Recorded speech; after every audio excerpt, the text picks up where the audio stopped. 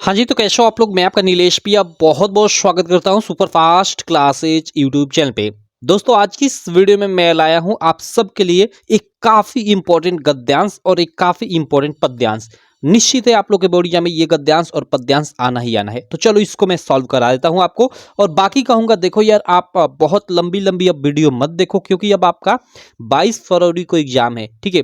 जितना आप self study कर सकते हो, देखो हिंदी उतनी टफ नहीं है। आप मतलब अधिकांशतः लोगों का, ठीक है, जो नॉर्मल बच्चे भी हैं उनका हिंदी में 70 में से 50 प्लस आसानी से आ जाएगा। और जो पढ़ने वाले बच्चे हैं वो तो आराम से 65 प्लस, कोई 70 में 70 कर कर आएगा, ठीक है? तो हिंदी की टेंशन ज्यादा मत लो।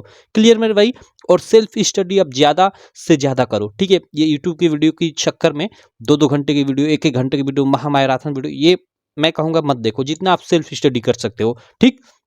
चलो चलो, इन गद्यांश, ये एक गद्यांश है, यह एक पद्यांश है, इसको सॉल्व करते हैं। बाकी उससे पहले देखो, मैं आपको बता दूं, आप अपना 2023 का ना सारा सेट, जो 2023 के बोर्ड एग्जाम में आया था ना, हिंदी का 7 सेट पूरे यूपी में, सातों सेटों को बस सॉल्व कर कर चले जाना, ठीक है? आपका अच्छा मार्क आ जाएगा। अगर आप एकदम भी नहीं पढ़े हो तो, ठीक है? बस सातों सेटों को आप सॉल्व कर कर चले जाना। अब आप में से बहुत सारे लोगों के पास सातों सेट का पेपर नहीं होता है, तो मेरी ये एक ऐप है, यहाँ पे आपको फ्री में जी हमें दोस्त, देखो 1 मिनट में आपको दिखाता हूँ।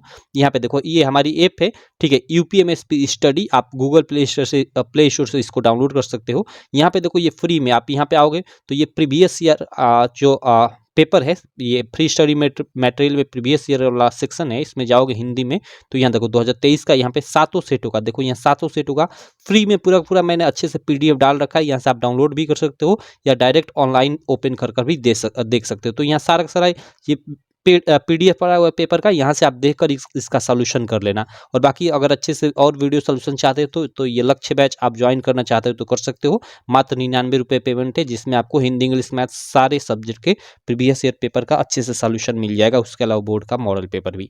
चलो, तो ये रहा, मैं आपको बता दी कहाँ से आपको प्रीवियस ईयर पेपर मिलेगा। अब चलो हम लोग ये जो गद्यांश है इसको हम लोग सॉल्व करते हैं। सबसे पहला यह गद्यांश क्या है? वेरी वेरी इंपॉर्टेंट है मेरे भाई। क्या है? ईर्ष्या का यह अनोखा वरदान है, जिस मनुष्य के हृदय में ईर्ष्या घर बना लेती है, वह उन चीजों से आनंद नहीं उठाता जो उसके पास मौजूद है, बल्कि उन वस्तुओं से दुख उठाता है जो दूसरों के पास है। देखो, यहाँ ईर्ष्या पहला शब्द ही इस गद्यांश का आप देखकर पकड़ लिए होगे भाई, ईर्ष्या आ गई। यानी आपका एक चैप्टर है, ईर्ष्या तू न गई मेरे मन से, जिसको लिखा है रामधारी सिंह दिनकर जी ने, तो उसी से ये पंक्तियां ली गई है। तो सिंपल, अब आपको पता चल गया कि कहाँ से ये पंक्तियां ली गई है। तो पहला प्रश्न आपका रहेगा कि ऊपरी गद्यांश का संदर्भ लिखिए। तो इसका आप आसानी से संदर्भ लिख लोगे कि प्रस्तुत गद्यांश हमारी पाठ्य पुस्तक हिंदी के ईर्ष्या तू न गई मेरे मन से नामक पाठ से लिया गया है, जिसके लेखक रामधारी सिंह दिनकर है। देखो यहाँ पे लिखा भी गया है। ये खंड ब के जो खंड ब आपका होगा, उसके अंतर्गत प्रश्नोत्तर संख्या फर्स्ट होगी, उसमें आपके 2 गद्यांश दिए रहेंगे, उनमें से एक करना होगा। तो चलो, यहाँ पे ये जो मैं लिया था, देखो ये अ का उत्तर है। इसमें अ वाला जो प्रश्न दिया था कि उपयुक्त गद्यांश का संदर्भ लिखिए, तो संदर्भ आप हेडिंग डालकर लिख दोगे कि प्रस्तुत गद्यांश। ये यहाँ पे प्रस्तुत के जो आप निम्न भी लिख सकते हो, उपयुक्त भी लिख सकते हो, आपका मन, ठीक? प्रस्तुत या फिर निम्न गद्यांश हमारी पाठ्य पुस्तक हिंदी के ईर्ष्या तू न गई मेरे मन से नामक पाठ से लिया गया है, जिसके लेखक रामधारी सिंह दिनकर है। ऐसे लिख दोगे तो आपको 2 मार्क मिल जाएगा। क्लियर मेरे भाई? चलो, अब देखो यहाँ पे ये रेखांकित अंश की व्याख्या करनी है। रेखांकित अंश की व्याख्या और ये ईर्ष्या का अनोखा वरदान क्या है, इसको आगे तक पढ़ोगे तो आपको पता चल जाएगा। देखो यहाँ तक हमने पढ़ा है ना, आगे इसके पढ़ते हैं। अ, वह अच्छे, यहाँ पे ईर्ष्या का यह अनोखा वरदान है, जिस मनुष्य के हृदय में ईर्ष्या घर बना लेती है, वह उन चीजों से आनंद नहीं उठाता जो उसके पास है। ओके, तो ईर्ष्या का अनोखा वरदान क्या है? इसका अर्थ मतलब इसका, इस क्वेश्चन का आप मतलब यहाँ से आपको पता चल गया कि ईर्ष्या का अनोखा वरदान यह है कि जिस मनुष्य के पास ईर्ष्या आ जाती है, वह उन चीजों से आनंद नहीं उठाता है जो उसके पास है, बल्कि हमेशा उन चीजों से दुख उठाता है जो दूसरों के पास है। ठीक है, तो इसका उत्तर आप लिख दोगे ऐसे, आपका इसका 2 मार्क मिल जाएगा, जैसा कि यहाँ पे लिखा गया है। ठीक है, कि ईर्ष्या का अनोखा वरदान यह है कि जिस मनुष्य के हृदय में वास कर लेती है, वह उन चीजों से आनंद नहीं ले पाता जो उसके पास है, बल्कि उन चीजों से दुख उठाता है जो दूसरों के पास है। और ये 2 मार्क का आपका मिल जाएगा। ये 2 मार्क का होता है क्वेश्चन, एक एक। यहाँ पे देखो, रेखांकित अंश की व्याख्या करनी है। रेखांकित अंश की व्याख्या कीजिए। तो देखो क्या है कि ईर्ष्या का यह अनोखा वरदान है, जिस मनुष्य के हृदय में ईर्ष्या घर बना लेती है। देखो, ओके यार, माफ करना थोड़ा। चलो, तो जिस मनुष्य के हृदय में ईर्ष्या घर बना लेती है, कहने का मतलब कि जिसके पास ईर्ष्या आ जाती है वह उन चीज़ों से आनंद नहीं ले पाता है जो उसके पास होती है। लिखा है ना कि वह उन चीज़ों से आनंद नहीं उठाता जो उसके पास है, ठीक है, उसके पास मौजूद है, बल्कि उन वस्तुओं से दुख उठाता है जो दूसरों के पास है। कहने का ये मतलब है कि जो ईर्ष्या होती है जिस मनुष्य के पास आ जाती है ना, वो हमेशा दुखी रहता है और वो हमेशा उन चीज़ों से दुख उठाता है जो दूसरों के पास है, उनको देख देख कर दुख उठाता है, ठीक है, कि मेरे पास क्यों नहीं है, सिंपल। और उस तरह से उसके पास जो चीज़ें होती है उसका भी वो आनंद नहीं ले पाता है। तो ये आप अपने हिसाब से बना बना कर कई तरीकों से इसका व्याख्या कर सकते हो। बाकी देखो ऐसे इसका किया गया है व्याख्या कि निम्न रेखांकित अंशों के माध्यम से लेखक रामधारी सिंह दिनकर कहते हैं कि, ठीक है, क्या कहते हैं?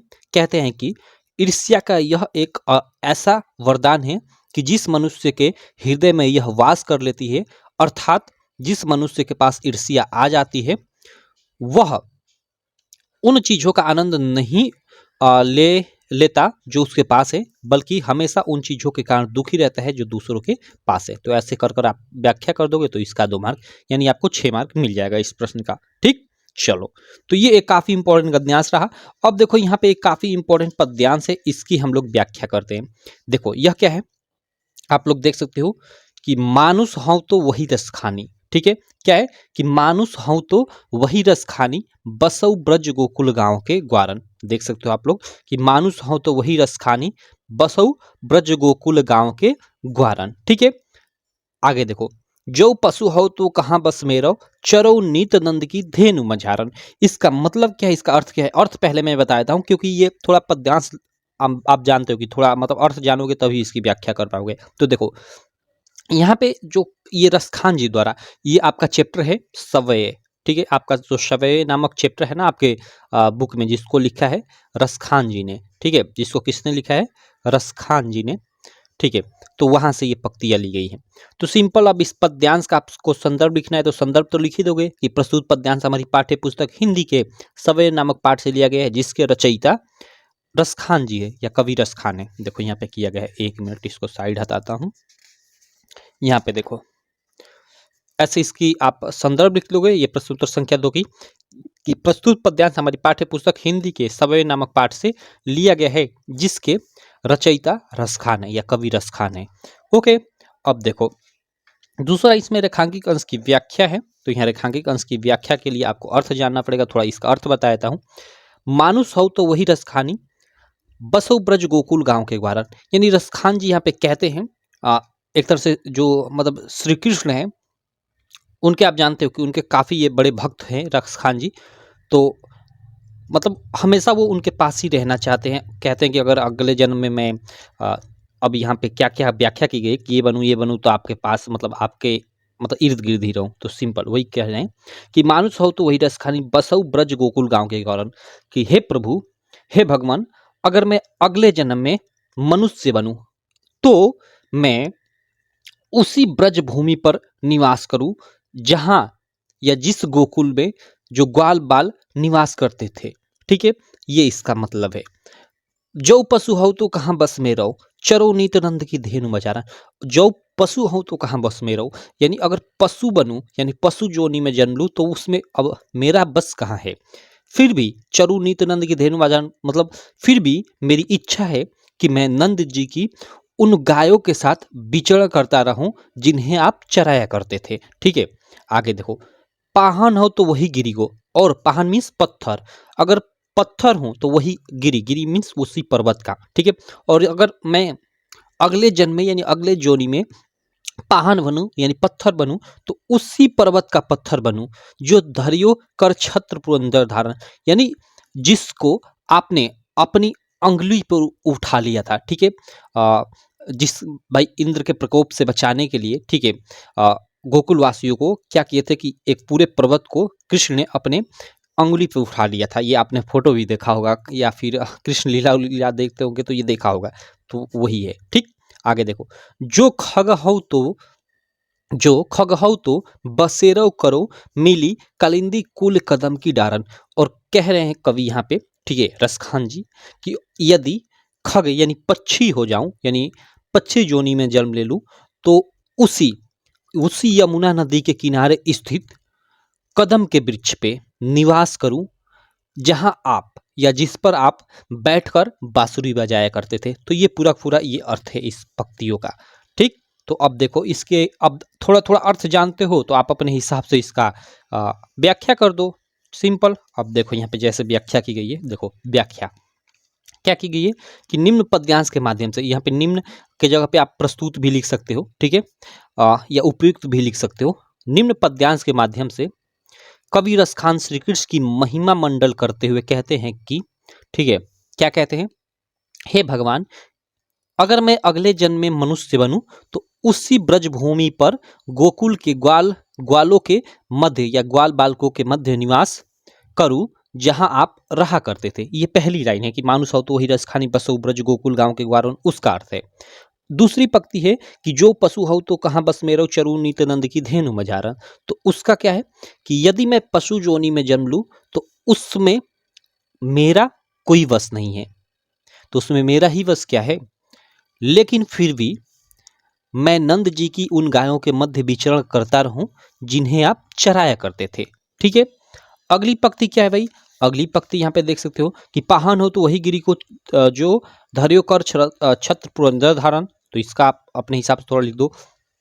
आगे लिखो कि अगले जन्म में, अगर अगले जन्म में पत्थर बनूं तो मेरी इच्छा है कि उसी गोवर्धन पर्वत का पत्थर बनूं, ठीक है, जिससे आपने इंद्र का घमंड चूर करने के लिए और गोकुल को जलमग्न होने से बचाने के लिए अपनी अंगुली पर छाते के समान उठा लिया था। देखो ये, हालांकि ये संपूर्ण रूप से जो ये पंक्ति लिखी गई है ना, उसका ये संपूर्ण रूप से इतना अर्थ नहीं है, लेकिन थोड़ा आप जानते हो कि व्याख्या करने में आप अपने हिसाब से भी थोड़ा जोड़ जोड़ कर चीजें लिख सकते हो। ठीक, चलो, और लास्ट लाइन है, लास्ट पंक्ति है कि जो खग हऊ तो बसेरे करो मिली कालिंदी कुल कदम की डारन। तो उसका अर्थ यहाँ पे लिख दोगे, या मतलब कि और यदि मैं पक्षी बनूं तो उसी यमुना नदी के किनारे स्थित कदम के वृक्ष की डालियों पर निवास करूं जिस पर आप बैठकर बांसुरी बजाया करते थे।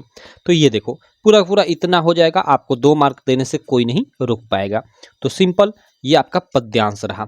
ये एक गद्यांश काफी इंपॉर्टेंट है और ये एक पद्यांश। देखो, ईर्ष्या तू न गई मेरे मन से जो ये पाठ है ना, 2023 के बोर्ड एग्जाम में ये नहीं था। मतलब ये जो 30% सिलेबस रिड्यूस था ना, 2023 में भी रिड्यूस था, तो उसके अंतर्गत मतलब आई थिंक ये हट गया था। मतलब 2023 में ये नहीं था आपके सिलेबस में, क्लियर। लेकिन 2024 के बोर्ड एग्जाम में ये आ गया है, 2024 में है, इसलिए ये काफ़ी इंपॉर्टेंट बन जाता है। इससे कई सारे गद्यांश पूछे जाएंगे, तो इस चैप्टर को आप अच्छे से पढ़ लेना।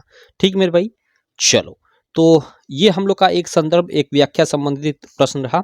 आशा करता हूँ आपको वीडियो अच्छी लगी होगी। वीडियो अच्छी लगी तो चैनल को सब्सक्राइब कर देना, वीडियो को लाइक कर देना और अपने सारे दोस्तों में इस वीडियो को शेयर कर देना। और साथ ही जो हमारी ये ऐप है UPMSP स्टडी, इसको आप डाउनलोड कर लेना। यहाँ पे आपको आपके सारे प्रीवियस ईयर पेपर मिल जाएंगे बिल्कुल फ्री में, और उनका अच्छे से डिटेल में PDF के साथ सॉल्यूशन चाहते हो तो ये लक्ष्य बैच है, आप लोग देख सकते हो। ये लक्ष्य बैच आओगे, ज्वाइन कर लोगे। यहाँ पे देखो, जैसे हिंदी में है, हिंदी में जाओगे तो ये प्रीवियस ईयर पेपर में आप जाओगे तो देखो यहाँ पे आपको 7 वीडियोज भी मिल जाएंगी। लेकिन वीडियो में यहाँ PDF इंपॉर्टेंट चीज़ है, 7 PDF आपको मिल जाएंगे। इसमें PDF में सॉल्यूशन भी मिल जाएगा, यहाँ पे सबका मॉक टेस्ट भी मिल जाएगा। मैंने केवल अभी 4 ऐड कर रखा है, अभी शाम तक और भी ऐड कर दूंगा। यहाँ बोर्ड वाला मॉडल पेपर है, और यहाँ मैं अपनी तरफ से जो भी मॉडल पेपर बनाया हूँ उसका यहाँ पे वीडियो सोल्यूशन, और यहाँ पे PDF में भी सोल्यूशन है, और यहाँ पे मॉक टेस्ट है। ठीक है, PDF के अंदर सोल्यूशन है। देखो जैसे ए वाला मैं ओपन करता हूँ, इसके अंदर पूरा डिटेल में सॉल्यूशन है। जैसे ये पेपर है 6-8 पेजों तक जो भी है, ठीक है, और उसके अंदर उसके बाद देखो नीचे ये डिटेल में ये सॉल्यूशन है। और ऐसा हर एक सब्जेक्ट में किया गया है, ऐसा नहीं कि केवल हिंदी में। ठीक है, तो ये सब चीज़ें आपको मात्र 99 रुपये में मिल रही है। तो क्या मतलब 99 रुपये क्या है भाई, केवल हिंदी का नहीं, ऐसे सारे सब्जेक्ट में आपको मिलेगा। तो आप ज्वाइन कर सकते हो, ये बैच ज्वाइन करना चाहते हो तो। चलो, बाकी मैं मिलता हूँ आपसे नेक्स्ट वीडियो में, तब तक के लिए थैंक यू।